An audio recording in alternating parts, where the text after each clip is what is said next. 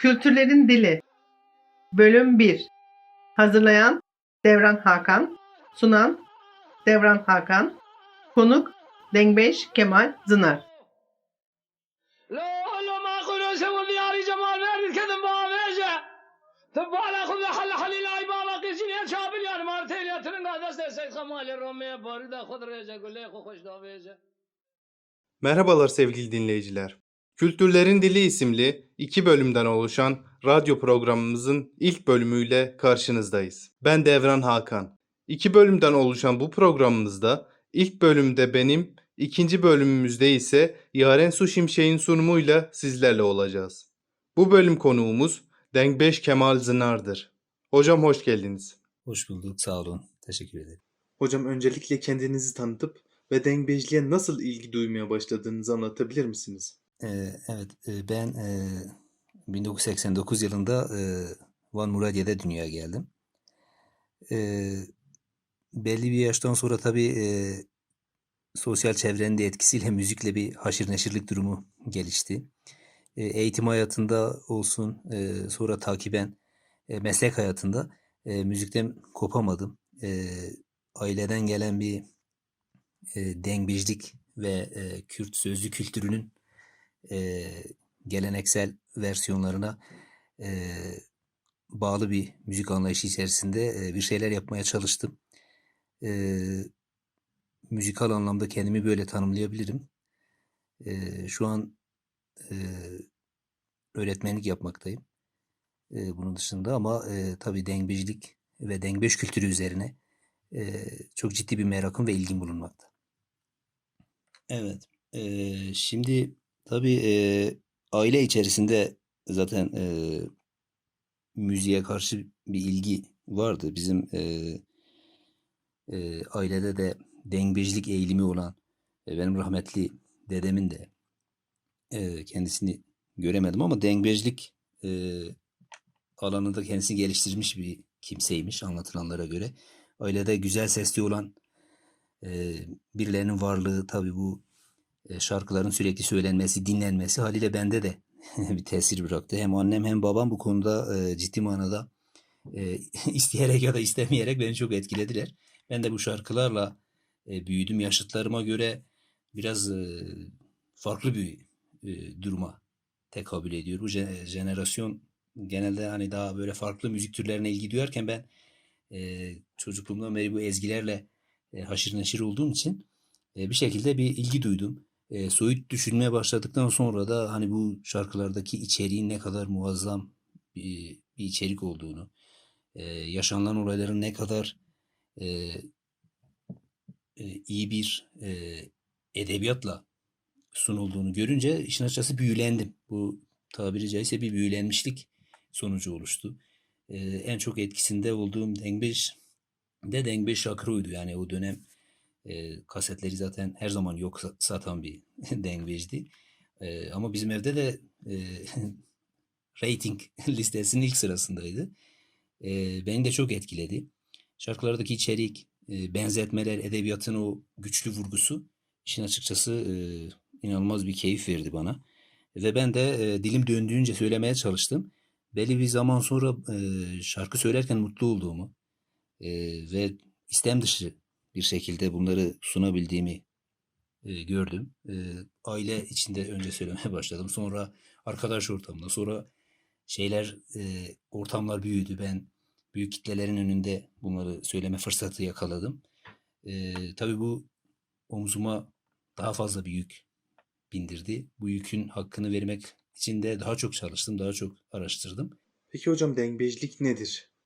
Yani dengbejlik bir halkın, bir milletin, bir topluluğun bütün duygularını, acısı, sevinci, kederi, göç, ayrılık, aşk, bütün bu duygu yoğunluklarını anlatmak için bir dil olmuştur. Yani çünkü eskiden tabii kitle iletişim araçları ya da kaynaklar, fırsatlar olmadığı için insanlar tabii o zaman da duygular vardı. Hatta o zaman bence daha yoğundu. Şu an ciddi bir tüketim çağındayız. Her şeyi tüketiyoruz. Duygular da bundan nasibini alıyor. O zaman bu yoğun ve kutsal duygular bir şekilde ifade edilme gereği duyuyordu.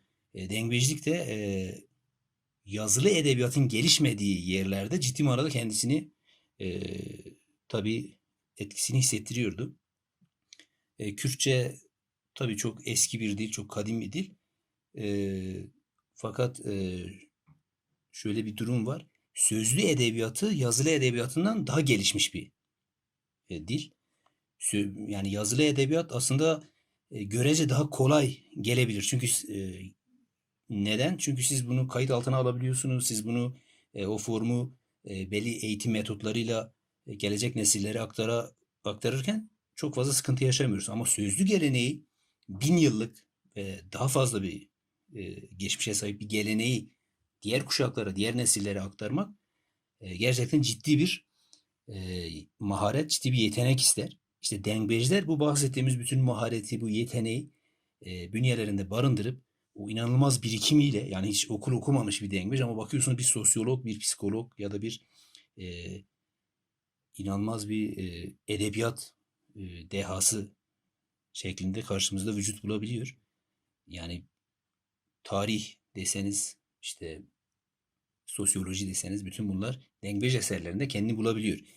Çünkü dengbejlik toplumda bu ihtiyaçları gidermek için oluşmuş bir müessese. Yani gazetecilik faaliyetinden tutun, işte magazin faaliyetinden, işte efendim sosyal hadiseler, bütün bunları dengbejler sayesinde insanlar öğrenmiş. Örnek veriyorum, Balkan Savaşı ile ilgili Dengbej Şakuro'nun bir şarkısına ulaşabiliyoruz ve orada işte buradan bir sürü müfrezenin ta Balkanlara, işte Selanik'e, Üsküp'e, İşkodra'ya gittiğini Şakuro'nun o eserinden duyabiliyoruz. Bu çok aslında inanılmaz bir şey. Yani düşünün, hiç okul okumamış, hiç herhangi bir deneyimi olmamış bir insan bunu şarkılarla aktarmış. Yani bu çok üzerinde durulması gereken, bizi de aşan bir konu aslında. Yani şu an dediğim gibi bilgi güncellenmeye muhtaçtır her zaman. Ama şu anki veriler dengbejliğin bu kadar yüce ve kutsal bir görevin olduğunu gösteriyor. Bunun dışında, bu sosyal sorumluluğunun dışında bir de kişisel bir sorumluluk. Sonuçta sanat yine özünde bireyi barındıran bir hadise.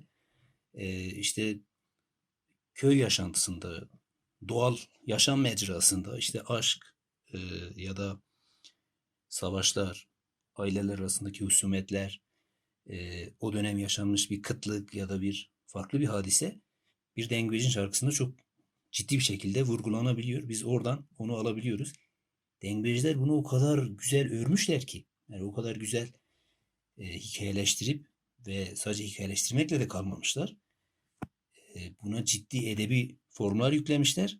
Bunu yaparken de inanılmaz bir ses eforu sarf etmişler. Yani bu da ayrı bir konu. Yani tamam, olaya hakim olabilir her insan ama bunu bir melodiyle, bir nidayla, bir ses formuyla karşı tarafa aktarmak da herkesin yapabileceği bir şey değil. Şakırı zaten ve diğer dengbejlerimiz. Tabii aslında çok farklı tarzlar var. Bizim kültürümüzdeki dengbejlikte bu çok aslında çok uzun muhabbetlere ancak konu olabilir. Bütün bunları derlediğimizde ortaya şöyle bir sonuç çıkıyor. Dengbejler aynı zamanda toplumun sözcüleri, toplumun dili, toplumun gazetecisi, toplumun doktoru, psikoloğu, her şeyi olmuş gibi bir ana düşünce ortaya çıkarabiliriz. Teşekkürler hocam. Hocam sizden örnek bir dengbejlik eseri dinleyebilir miyiz? Tabii. Vay vay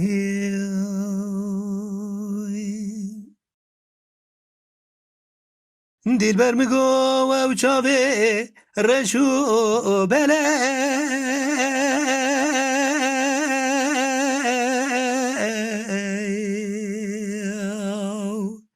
be çave tene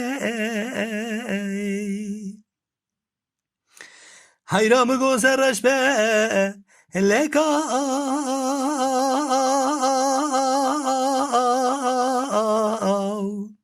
ahlımını tefsir ermene حیرام گله ولت وره و می دعا که خالق عالم رب جوره بخوازم بلکه به قدینه مراز باشا به قدینه مرازو مقصد منو تنه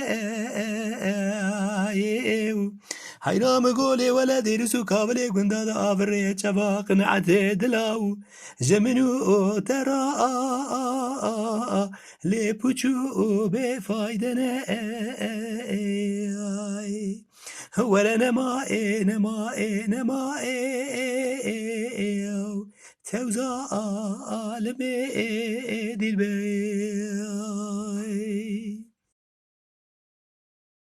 دلبر میگوت چا رشه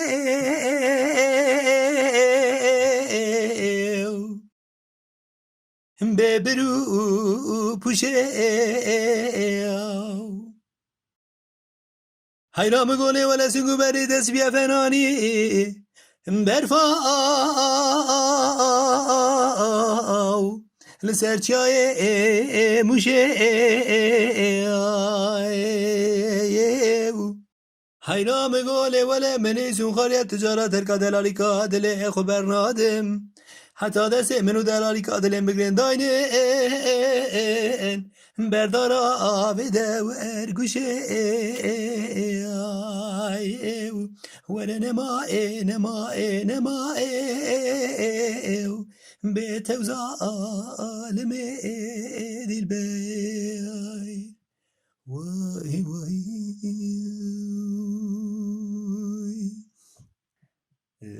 Dengbeş Hüseyin'in Dilber şarkısı, Dilber eserini icra etmeye çalıştık diyelim.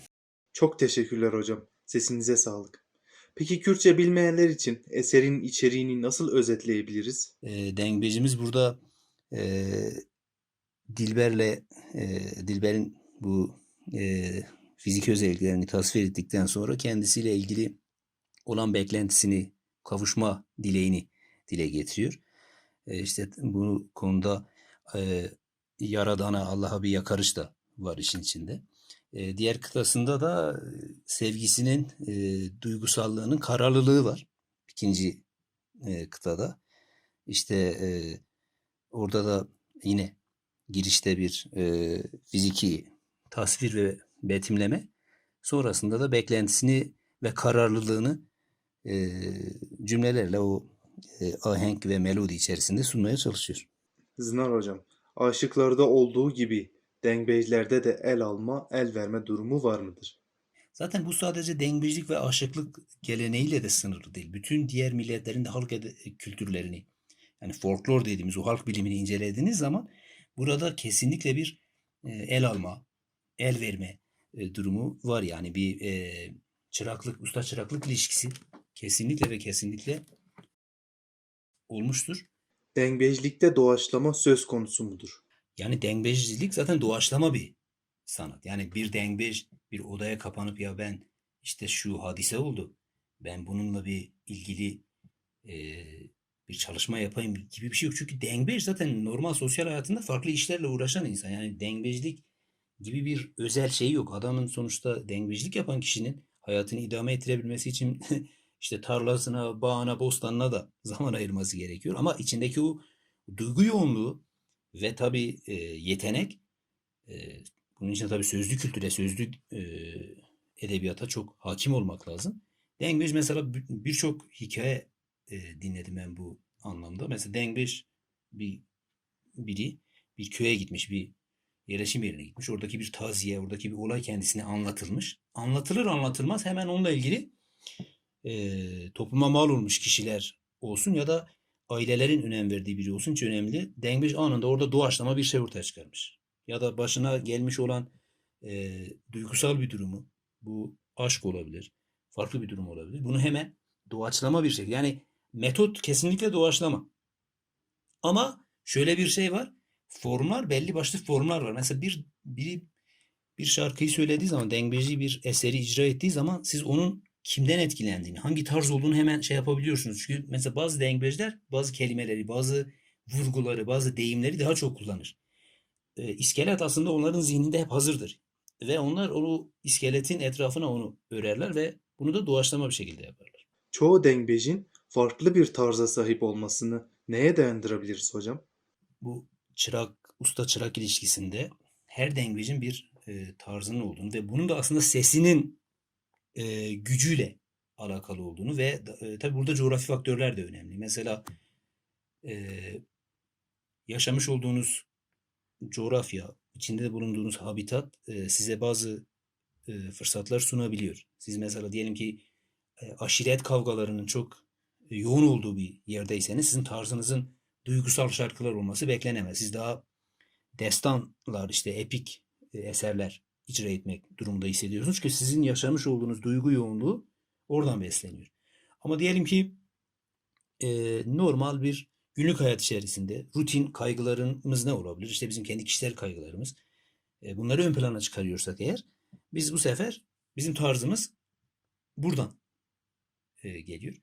Tabii mesela bizim bu işte Doğu Anadolu bölgesinin üst yukarı kesimlerine serhat deniliyor. Yani böyle yüksek yaylalar, yüksek tepeler, dağlardan oluştuğu için buralarda gerçekten yani sizin avazınız çıktığı kadar bağırabilme fırsatınız var. Siz kendi tarzınızı bu sefer daha böyle yüksek volümlü bir şeyden yaparken işte Batman, Diyarbakır, Mardin çevresine indiğiniz zaman orada ova, orada daha sakin, daha ses tonu, daha konuşma tonuyla şarkılar icra edildiğini, işte mesela Mırad Ekkeni, Hame Arifi, Cizili, bunlar bu anlamda örnek verilir. Ama Şakır'u, işte Resu, işte e,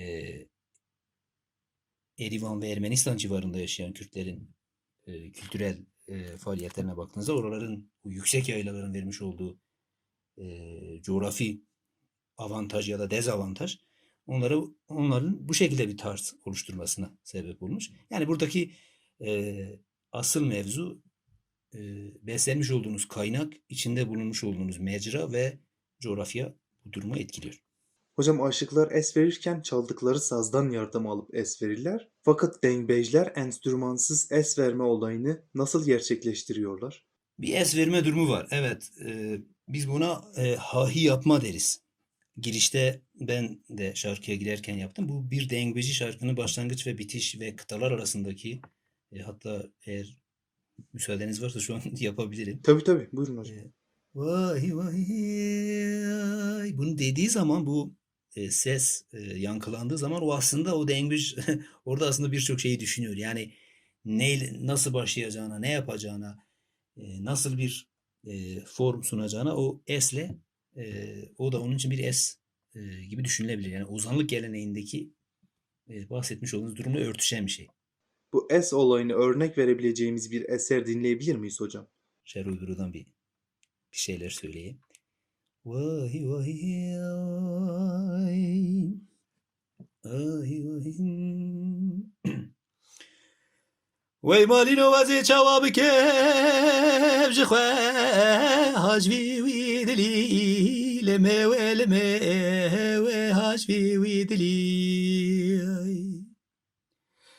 گویندی مالی مگولی ولی کوا کبار وداتتن اما بشاهی وی دمل ملی لمه دمل آیله دینه مگو برا خواست که دلو که خوب دید 7 سال پیشیدا لسر کفنا زور عولی لمه و زور عولی وی مالینو مگولی ولا سیغیت نزانم دبیم هاوی لمه و دبیم هاوی گویندی مالی مگولی ولا کوا کبار مینانی استیر که غبران کری اما مگولی ولا دمل ملی مینانی کاوی لمه و زمانی کاوی آیلی دینی مگولی ولا منزو سون خاریا تجارت هرکata برنادم چاوو bir melek tebedevi lime tebedevi vay vay Sesinize sağlık hocam. Kısaca bunu da tercüme edebilir miyiz hocam? orada işte kendi sevdiği kişiyi betimlemekle şeye başlıyor, şarkıya başlıyor. Yani bir aşk eseri, aşkla özdeşleşmiş bir eser. Orada tabii bir yine yakarış var, yine kavuşamama, yine isteğin gerçekleşememesi durumu var. E, Yani bunu bizlere anlatıyor. Hocam biliyorsunuz aşıklarda atışma kültürü mevcut. Peki dengbejlikte böyle bir atışma kültürü bulunmakta mı? Tabii. Hem de yani şöyle söyleyeyim, aşıklardaki atışmayı tabii biliyorum ama aşıklardaki yani 7 gün ya da yanılmıyorsam Avdal-ı Zeyniki ile Şeyh Seli. Bunlar büyük iki dengbeş, büyük iki ekol. E, Galiba 3 gün 3 geceye yakın bir atışma olmuş aralarında. Hatta bir tabiri caizse bir müsabaka düzenlenmiş. Tabii dönemin jeopolitik olaylarını da bilmek gerekiyor. Sürmeli Mehmet Paşa, Sürmeli Mehmet Paşa, Osmanlı Doğu Beyazıt sancaktarlığı yapmış bir paşa. Tabii kendisi bölgeye atanınca tabii kendisinin himayesinde işte e, pehlivanlar güreşiyor, farklı farklı etkinlikler yapılıyor. Bir de aynı zamanda bir dengeci de e, varmış o dönemin ağalarının, paşalarının. Tabii Avdal-ı Zeyniki yani Yaşar Kemal bir eserinde kendisini Kürtlerin Homeros'u olarak adlandırıyor. Yani müthiş büyük bir destan anlatıcısı olarak anlatıyor Yaşar Kemal bizlere. Oyla işte dönemin farklı bir yerindeki paşanın dengbeci olan Şeyh Salih, Şeyh Süleyman adındaki bir dengbeş. 3 gün 3 gece boyunca yarışıyorlar. Büyük bir müsabaka gerçekleştiriyorlar. En son Şeyh Salih'in boğazından kan gelince müsabakayı durdurmak zorunda kalıyorlar ve o kendi aralarında da çok büyük bir nezaket var. Şeyh Salih son bendi yani bu atışmanın son bendinde ben diyor dünyada olduğum sürece söyleyeceğim tek bir şey var. İşte Evdal'dan kasıt Evdal-ı Zeyni ki Evdal ustadır ben onun çırağıyım der. Yine e, enteresandır bir kadın dengbeş mesela çok mesela kadın aşıklarla illaki bu anlamda çok bilgi sahibi değilim o konuda siz tabii daha bilgi sahibisiniz. Mesela o dönem mesela bir kadın dengbejle Evdal-ı Zeyniki de yine aralarında bir atışma oluyor. Güzelliğiyle ünlü bir Ermeni asıllı bir dengbeş. Çok güzel, çok e, orada işte nam salmış bir kadın dengbeş. Tabii hiç kimsenin evlilik teklifini de kabul etmiyor. Tek bir şartı var. Diyor beni dengbejlikle diyor alt etmeniz lazım, yenmeniz lazım. Tabiri caizse. Dengbej Gweli, Gweli Afile diye geçer kayıtlarda. Ermeni Gweli diye. Ve Avdal-ı Zeyniki ile yarışa girerler. Tabii Avdal-ı Zeyniki zaten yani bu işin piri, bu işin üstadı. Avdal-ı Zeyniki onu da yeniyor. Gweli diyor ki işte ben diyor böyle bir söz verdim hani senin helalinim artık. O da yok diyor ben diyor e, yani sen dünya ahiret bacımsın dercesine kesinlikle öyle bir amacım yok. Ben sadece kendi sanatsal e, mücadelem için buradayım diyor. Öyle bir atışma geleneği de var ve bu halen devam ediyor. Yani halen mesela iki dengbeş bir divanda oturduğu zaman hani işte başlarlar atışmaya. Hocam eskiden bölgelerin ileri gelenleri dengbejleri memur gibi maaşa bağlayıp evlerinin baş köşelerine buyur edip sadece eve gelen konukların hoşça vakit geçirmelerini sağlamışlardır. Dengbejler bu ve buna benzer şekillerde halkla buluşma fırsatı bulabilmişler. Peki hocam, şimdi halkla buluşma şekilleri değişime uğramış mıdır? Şu an şöyle mesela şu an yaşayan son dengbejlerden Allah uzun ömürler versin. Dengbej Zahru mesela şu an haftada bir ya da iki defa YouTube üzerinden kanalı var. Mesela orada birkaç dengbeji bir araya getirip ve bunları da online şekilde yani şu an tabii pandemi koşulları olduğu için e, onları da işte YouTube üzerinden sunabiliyor, canlı yayınlar yapabiliyor. Şu an artık mecra dijitalleşince dengbejler de bence dengbejlik bu dijital mecraya çok iyi ayak uydurdu. Birçok şey kanalı var. YouTube kanalı var dengbejlikle ilgili. Çünkü çok özgün bir kültür. Yani siz günümüzde hemen çabuk tükenebilecek bir tarzı ya da şarkıyı ya da bir çalışmayı bir süre sonra dinlememeye başlıyoruz. Ama orada bir tarih var. Dengbejlikte ciddi bir tarih var. Yani o orada duruyor. İlginç bir bilgi paylaşayım. Hem konumuzla da alakalı, ozanlarla da ilintili bir durum. Afşar Beyleri Çukurova'da, işte Toroslar'da Osmanlı'ya karşı bir ayaklanma yapıyorlar o dönemde. Tabii Osmanlı Devleti birçok güç seferber ediyor bölgeye. Oraya seferber edilen güçlerden biri de demin bahsetmiş olduğum Sürmeli Mehmet Paşa ve ekibi. Yani bu işte Doğu Beyazıt, Van, Muş, Erzurum civarındaki bir bey. Osmanlı Beylerbeyi. O da ordusunu alıp oraya gidiyor. Ve yanında götürdüğü kişilerden biri de Dengbej Avdali Zeyniki. Buradan Adana'nın Kozanı ilçesine kadar gidiyorlar. Orada işte Afşar beyleriyle işte çarpışacaklar. Oradaki işte askerin moralini, o savaşanların moralini yüksek tutmak için dönemin paşasına, ağasına, beyine işte metiyeler, yani bir nevi propaganda bakanlığı, bir nevi enformasyon bakanlığı gibi bir görev üstleniyorlar. Enteresan olan kısmı şu, aynı şekilde Afşar Bey'in de öyle bir çalışması var. Buradaki kişi kim? Dadaloğlu. Bildiğimiz meşhur Dadaloğlu. Yani şunun Avdali Zeyniki bir tarafta işte öyle Sürmeli Mehmet Paşa, diğer tarafta Afşar Bey ile bir de Dadaloğlu. Peki hocam dengbejliğin ne zaman ve kimin tarafından ortaya çıkarıldığı belli mi? Biliniyor mu? Tabii yazılı anlamda kaynaklarımız olmadığı için söylenenler, tabii referans alacağımız şeyler çok yok. Ama sadece tahmin ve yorumda bulunabiliriz. Ve şarkıların mahiyetine baktığımız zaman derinliğinde, satır aralarında ben bunu yaz törenlerinden çıktığını düşünüyorum. Bu sadece benim kendi şahsi düşüncem. Yaz törenleri, işte dönemin ağıt tarzı, işte bu halk edebiyatındaki ağıt ya da divan edebiyatındaki mersiye tarzı bir durum.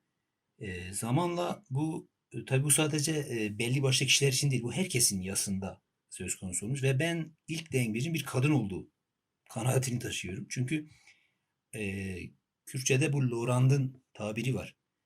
Lorand'ın dengbejlikteki bir format. Lorand'ın zaman içinde işte ninni, günümüzdeki ninniyle eşdeğer bir tabir. Ninniyi de tabii ataerkil bir toplumda malum babalar değil de daha çok tabii anneler bunu icra etmişlerdir.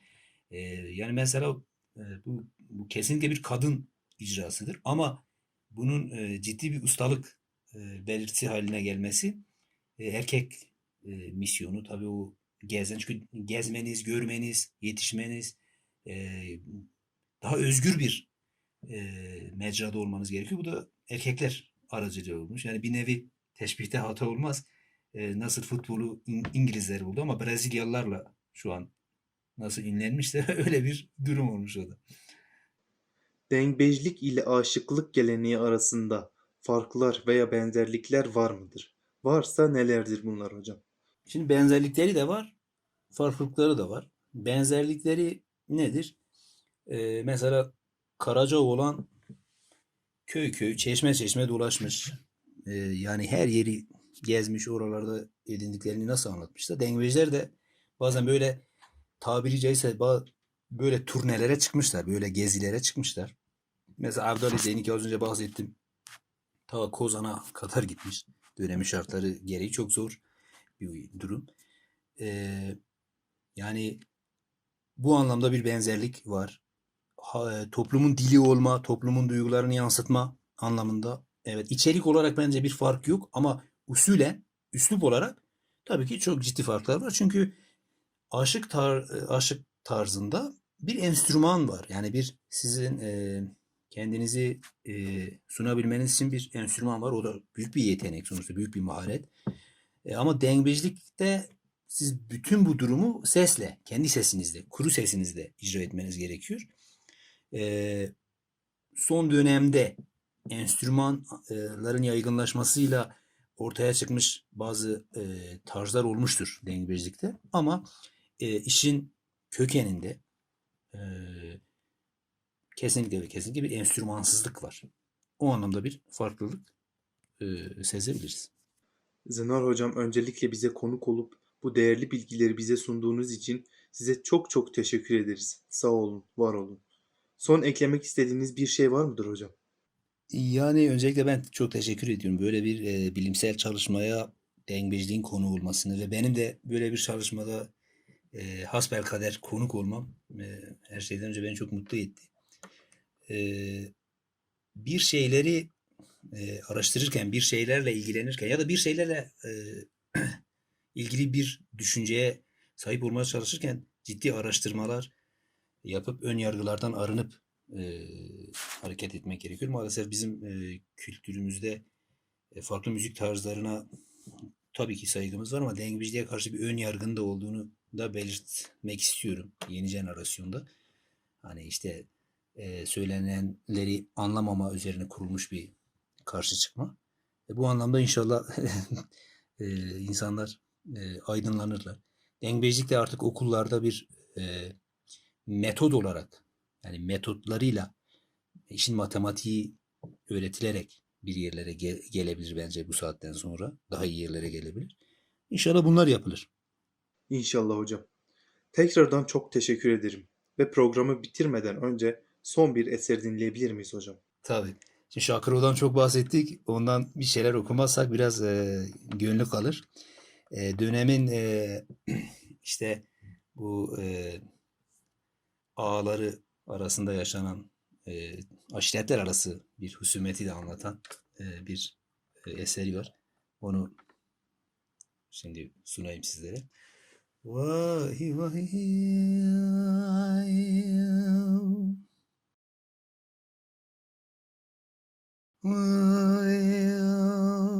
vay lemene vay lemene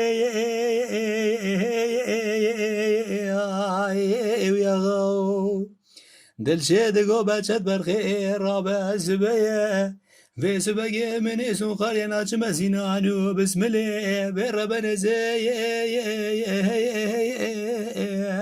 چبوش قومی لو چزیریای بله مدلی ولا شوق جمال دابو بجنا بابه بچه شیخ کبار بابه بچه نوا گلان و ورزای آی آی آی آی آی داد مشیاو بله مگوده بلکی آگره کله بکبه مالا عشیرا زینانو بسم الله تبع عشیرا باد کانو خیاو ویس بگه مگوله ولا اوراق بابه بچه کده دسته وان ظالمه وش خورا دایره بداوی وی وی وی وی ردگریاو بله مگوله ولا دربکه نبخیره بردانه بدنه بابه بچه شیخه کبار جنیازه وی خوش میری کرنه ماکینه کی بری ویدانه اشویت یا حزرو حیرام گوله ولا قواد دلچه شب جنازه دکه دسته و چوگا خود خزده گود دگوله ولا هنگا مزانه بور تو جاغه مالا بابه بجده مدارا dünyayı da قلیاو صوفی خرزی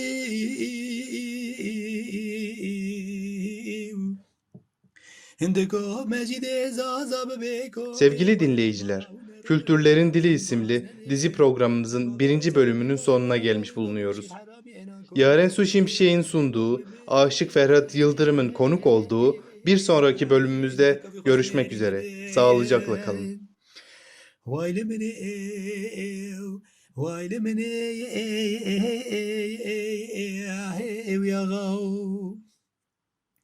دل شد گو بچت برق راب سبیه و زبگی رو کام در کتی وی وی وی لقدرتی